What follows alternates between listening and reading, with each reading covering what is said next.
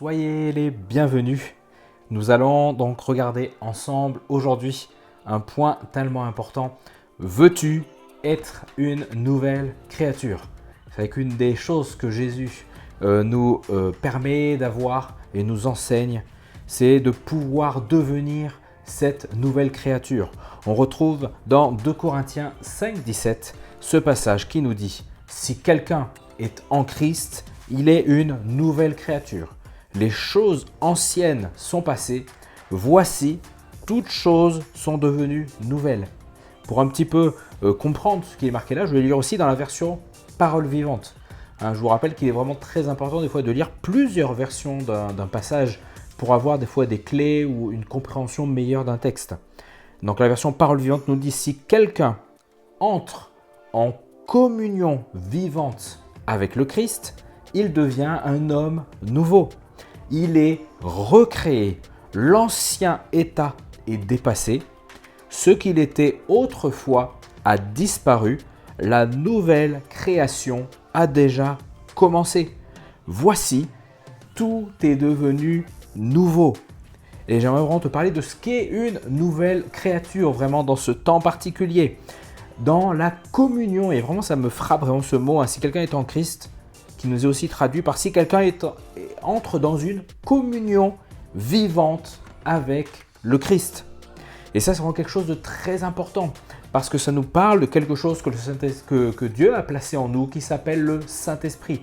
Lorsque tu tournes tes yeux, ton regard vers Dieu, lorsque tu choisis d'abandonner le chemin de tes choix personnels, lorsque tu dis « je veux donner mon cœur à Jésus », Jésus fait entrer en toi le Saint-Esprit.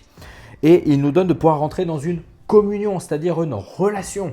La vie avec Jésus, ce n'est pas une religion, mais une relation vivante et personnelle. Et on a vraiment cet épisode où Jésus va voir, on trouve ça dans Jean, où il va voir notamment plusieurs rencontres. Il y a plusieurs rencontres, Comme j'ai souvent l'habitude de dire, Jean, c'est vraiment l'évangile des rencontres. Jésus part à la rencontre de plusieurs, et notamment, il part à la rencontre d'un religieux qui s'appelle Nicodème. Les religieux, c'était vraiment des personnes très dures à l'époque de Jésus, qui même remettaient en cause son ministère. Mais là, on a vraiment cet épisode où Jésus est là, et vraiment, il va rencontrer ce religieux, et ce religieux va faire un pas vers Jésus en disant « Mais finalement, tu es différent. Tu n'es pas quelqu'un qui semble être anodin.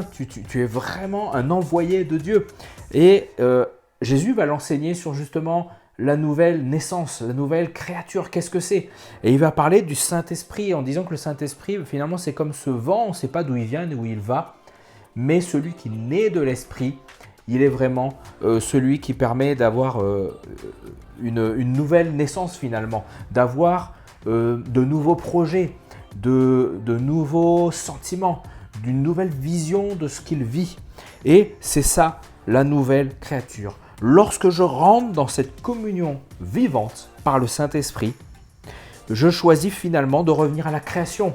Et à la création finalement, tout était parfait lorsque Dieu a créé l'homme, il l'a créé à son image. Il l'a créé en disant « mais finalement tu es comme moi et tes choix ou tes mauvais choix ne peuvent pas se faire parce que tu vis dans une communion, une relation parfaite avec moi. » Lorsqu'il y a une relation parfaite entre deux personnes, il peut y avoir des moments de tension, mais si la relation elle est sincère et vraie, il y a toujours réconciliation. Il y a toujours un moyen de s'entendre. Il y a toujours un moyen de faire la part des choses. Et deux personnes qui sont vraiment des meilleurs amis, des personnes qui sont là, et qui passent par les difficultés ou par des tempêtes, quoi qu'il arrive, restent tout le temps soudées. Et c'est cette relation-là, cette communion vivante que Dieu nous donne par le Saint-Esprit. Et dans le sens de la création, il est capable et il est celui, et j'aimerais t'encourager, dans la nouvelle naissance, dans la nouvelle création, il est celui qui recrée des choses en toi. Il recrée des nouveaux rêves, il recrée des pensées, il recrée un caractère. Il vient refermer, faire disparaître les blessures. Pas pour dire elles n'existent plus, mais elles n'ont plus d'effet sur ta vie. Et ça, j'aimerais vraiment que tu puisses réaliser que tu deviens un être nouveau. Tout ce qui a été passé, tout ce que tu as vécu est quand même là, présent. Mais ça sert maintenant de témoignage. Et tu es maintenant quelqu'un d'autre pour l'avenir. Et je finirai par ce passage aussi. Quand on retourne dans la parole, il est dit qu'en Christ, et là aussi ça me parle de vraiment cette recréation, il n'y a plus en fait ni homme, ni femme, ni juif, ni grec. Il n'y a plus de différence, il n'y a plus finalement de catégories telles que le monde pourrait catégoriser les forts, les faibles, les hommes, les femmes, les juifs, les grecs, les mauvais portants, les bons portants. Mais tu es unique aux yeux de Dieu. En Christ, tu es quelqu'un. Amen, sois béni.